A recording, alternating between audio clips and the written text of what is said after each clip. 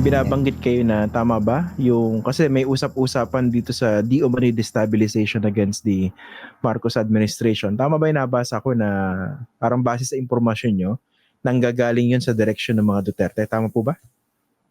Yes. Yun din yung Ano impormasyon pong na basis? Ano pong basis nun? actually galing din yan sa intelligence community, no, ng natong security forces. So tsaka doon sa sa mga network natin, yun din yung nakakalap natin. And wala namang ibang magtatangka no na na patalsikin si President Marcos kung hindi itong kampo nila Duterte, kasi pag napatalsik nila si President Marcos, ang upo si Sara Duterte, the Vice President. So kumbaga hindi mahirap i-analyze yun. Plus yung nakita nyo yung mga hard-hitting statements ni Duterte the past month. Ano yun? Kumbaga, we would have to be politically insensitive not to feel na na he has declared war against the Marcos administration. So may mga lang kasi yan minsan may forked tongue lang yan si Duterte minsan May bibira siyang ganito, may kakambyo siya rito para may pangahawakan, both sides, depende kung anong gusto mong paniwalaan. Pero yan, those that we know of sa loob, talaga nagpapaikot siya ng mga dati niyang kasamahan para maghikayat. No? Kaya nga sinabi ko, tama si General Browner na merong destabilization efforts, kasi pag destabilization efforts kasi general yan, maaring political or civilian, socio-economic factors, walang necessarily kasamang military component. Ngayon, tama rin si Secretary Anyo na wala pang plot, kasi iba na yung plot. Yung plot talagang nakakamada na lahat. No? May political component, may military component. So medyo may synergy na ron at gumugulong na towards a certain timeline. So in both cases, tama sila. Pero at the same time, yun nga, hindi naman nasabi kung sino, ito na ngayon. Base sa aming nakalap na impormasyon, kampo nila Duterte yon, no? So aside from that, pero sinasabi ko, malayo pa sila dun sa recruitment. Nag-agitate pa lang sila.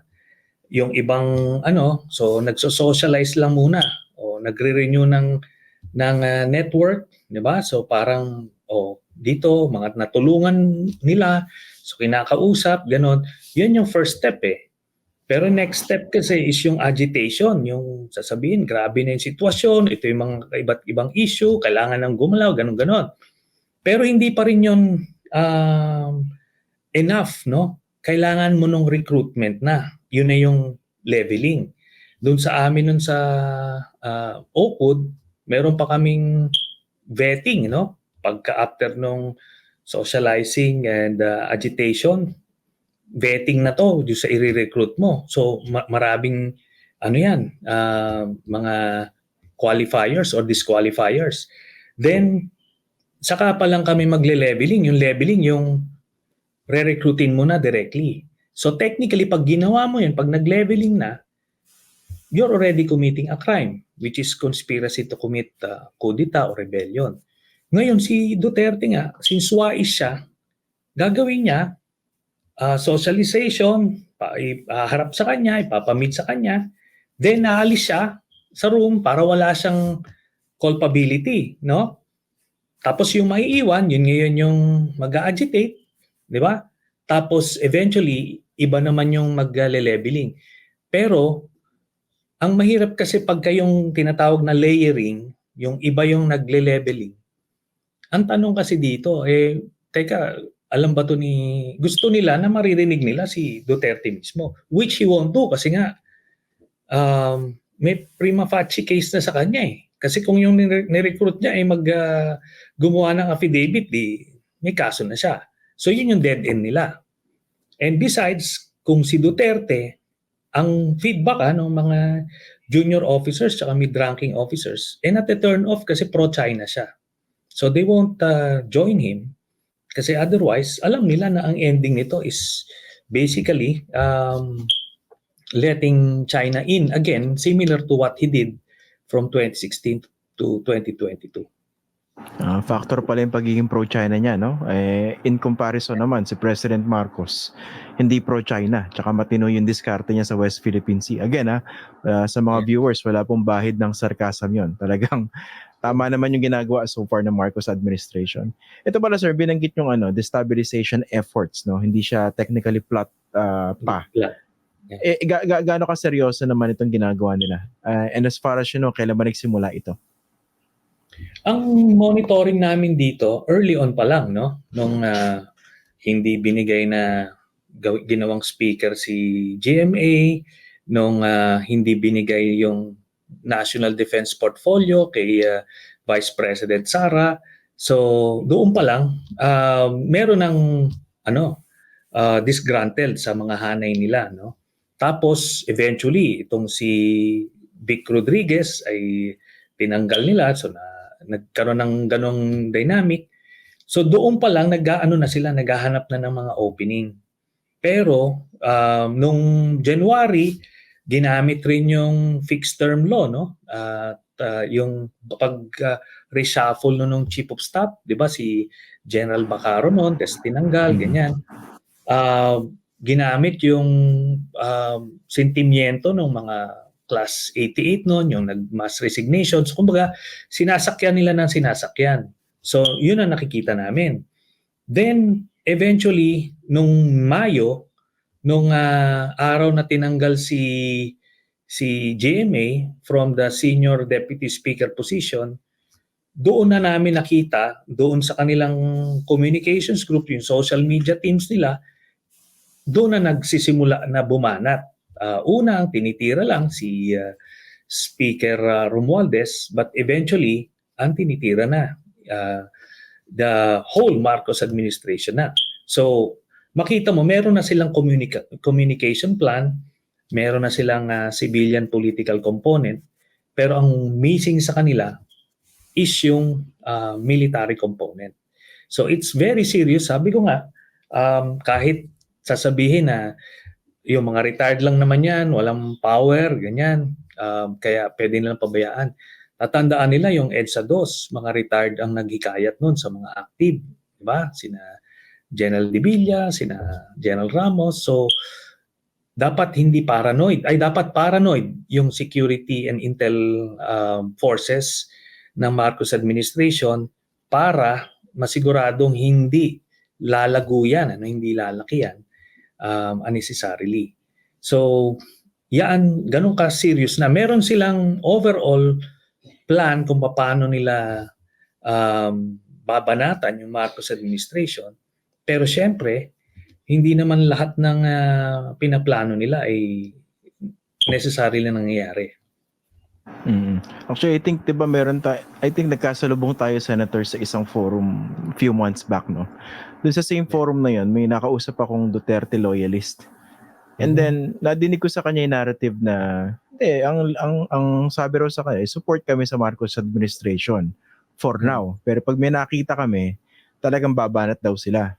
Tapos, in the course of that conversation, bumabanat na siya. Di ba yung pinag-uusapan niya? Tama ba? Ito yung mga nadidinig ko narrative ever since. Sabi nila, ang daming addict ngayon, magulo na uli, para mahina yung presidente, buti pa dati matapang. Tapos every little issue na nakikita nila sa Marcos administration, piniplay up nila. Yung bang mga ganyan narrative na nadidinig natin, miski sa ibang mga tao, is that part of the destabilization efforts na binabanggit nyo? Yes, kasi yan yung tinatawag na build-up. No? Kailangan mag-build up ka yung social volcano. Dapat yung eventually pag masyado ng marami yung pressure, yung issues, puputok siya. So that's theoretically, that's how it works. So itong iba't ibang issue yan, i-interview sila sa palengke, o ano masasabi nyo, nagtaas ang presyong bilihin, ina-agitate nila, no? So, sino binoto mo? Nagsisisi ka ba? Yung ginagano nila para lang makalap yung support. Kasi, remember, this group, itong Duterte camp, they have mastered the propaganda game sa social media, no? Whether gaslighting, outright lies, di ba? Fake news, lahat-lahat yan. Gagamitin nila yan, no? Para ma-pursue nila agenda nila. So naghahanap sila ng iba't ibang issue para yun nga, ma-agitate. Pero makikita mo yung communication, kung sophisticated yung monitoring mo, makikita mo, ma-identify mo yung mga Duterte influencers, parehas yung kanilang narratives. Yung sinasabi nyo na grabe na yung mga addict na yon, nagbalikan, grabe na yung drugs, tapos grabe na yung crime, nawala lang si Duterte. By implication, kaya kailangan ulit bumalik ang Duterte, di ba? Pero titingnan nyo yung mga nahuhuling drugs, ito yung mga kasangkot dun sa sindikato nila ng mga Davao Group, no? Kumbaga nabuko, yung dating hindi nila hinuhuli, ngayon hinuhuli na. Di ba? Tapos yung mga pulis na ginawa nilang part ng criminal syndicate, yun yung mga pinagtatanggal sa pwesto, di ba? O ngayon, ang hindi magandang naririnig namin is pwede silang gumawa ng mga high profile crimes, tapos ang by implication lalabas doon weak yung nagkaroon ng magulo na, chaotic yung administrasyon, kaya kailangan nang pumasok kasi kailangan mo ng kausa no, para pang manghikayat ka ng mga sundalo later on.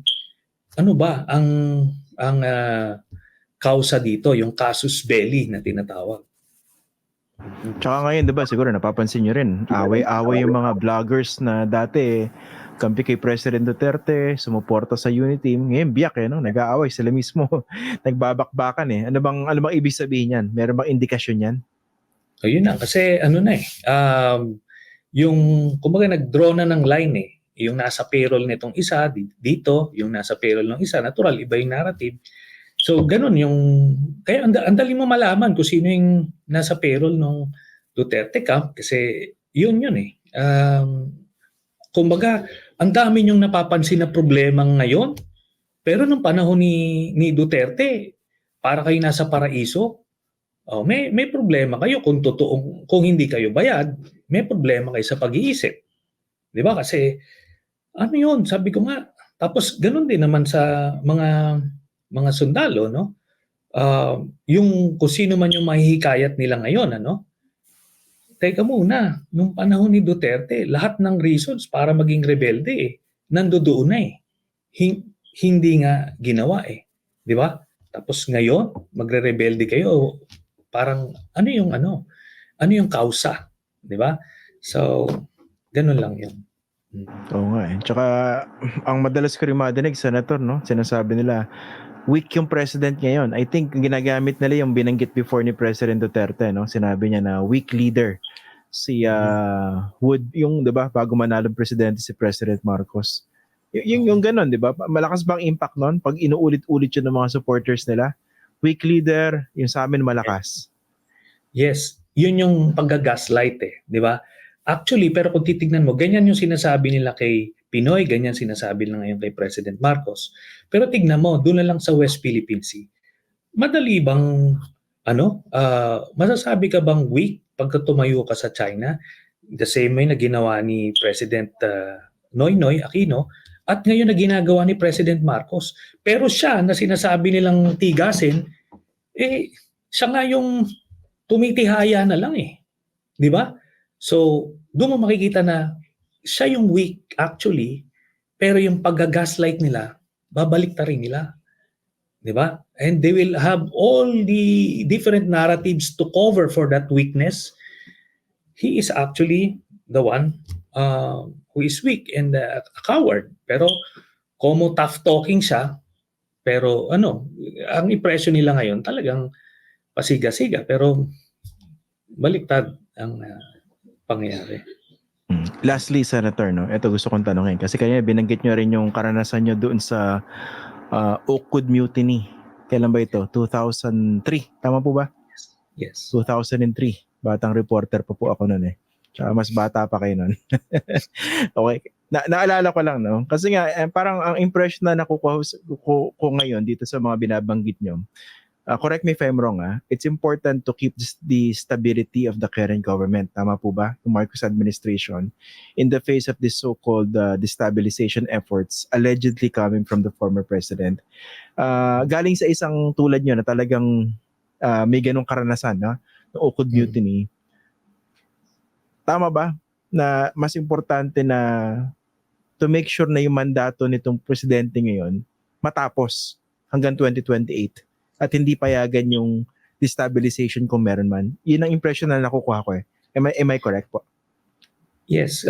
Well, kami sa aming grupo, talagang ina-analyze namin yung sitwasyon, and we came to a conclusion na it's in the interest of the country na matapos ng Marcos administration yung kanilang termino hanggang 2028. Dahil pagka ito ay na-cut short at mag-assume ang Sara Duterte as president, babalik tayo dun sa 2016 to 2022 nightmare na I hope na talagang wag naman na nating pagdaanan muli, kasi para na tayong mga masokista noon kung ihangad natin yon, ano, yung pangyayari na yon.